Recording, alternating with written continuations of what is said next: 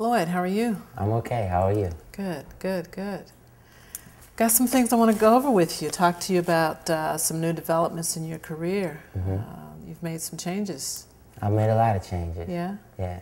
Yeah. Are you pleased with where you are right now in your career? I'm happier than I've ever been. Yeah? I'm happy to say that I worked out my own release, and I am very optimistic about the future. Well, I'm a little curious about why you decided to walk away from Gotti and the Inc. You've been with them for 5 years, and you put the word out that you wanted off the label. What prompted your decision to leave?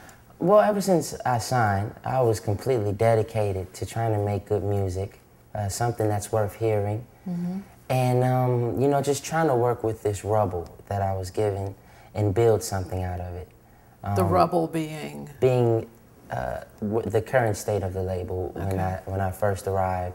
Okay. I really didn't have too much to work with, so I came in and tried to change things around a bit, and really focus on just making good, solid music. Right after the release of Southside, my debut album, and before the release of my sophomore album, the label itself had no distribution, and I was forced to record my own music with my own money, with my own friends. While you were signed to the label? While I was still under contract, yes. Okay. All I had was me and my management and my friends here in Atlanta. And we tried to really create a buzz around the industry with a song called You, featuring Lil Wayne. This was a song that I needed to be released at the time because Hurricane Katrina had just come through New Orleans and devastated everything. And most, if not all, of my family was misplaced. So I not only was yearning to get back in the game, but I needed the income I needed to be able to be active for my family. And at the time, I had no support from my label. I was advised to not release these records, and sometimes my phone calls wouldn't be returned. Why didn't they want you to release the records? Were they working other projects at the time? Well, I just think that people have their own motives, and the reasons for it is something that I can't dwell on. I only focus on my situation, and my situation was telling me to release these records. So without their consent, I chose to release my first single on my own. And it took off. It became a big summer song. And based off of the success of this record, Irv and the Inc. was able to go out and find distribution through Universal, which in return kind of forced me to stay where I was. Okay, but even then you were already against my will, yes. Thinking that you wanted to get off the label. Yes.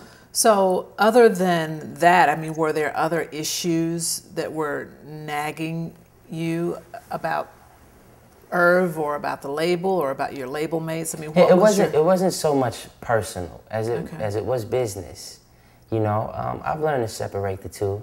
And sometimes in this business, there is no friendship, bottom line. The sad thing is that a lot of young acts come in to the game very early without knowledge or without, a guidance in their lives, and they fall a victim, to the glitz and the glam. And I always try to look past that and keep my eye on the prize, which was becoming a great artist and really making music history, one way or another. Unfortunately, there were times when I felt like I was the only one that was dedicated to this goal. I look around and there would be no one else making music. I would have no supporting cast. And I would go to the studio and there would be no beats in the computer. Only beats from a year ago. Very outdated kind of sounding material. And, here I am basically with my hands dirty. I'm trying to build this rubble of a label into something again. Well, why didn't you just sit down with Gotti and outline your grievances to him? I have. Okay. Now, mind you that at the time, I was only 20, you know, and here he is, a veteran in the game. So, you know, initially having this conversation bothered me because I didn't know how it would be taken, but it was something that was necessary. What did he say?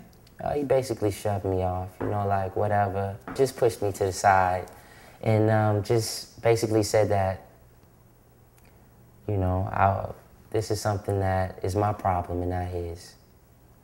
And that contractually, I am signed to his company and I have no choice in the matter. So what did you do after receiving that kind of response? Well, there was really so much I could do besides just bury myself in my work, you know, but to have a relationship with someone initially that feels genuine and almost feels brotherly, and then to have a challenge present itself that forces that person's character to show their true colors.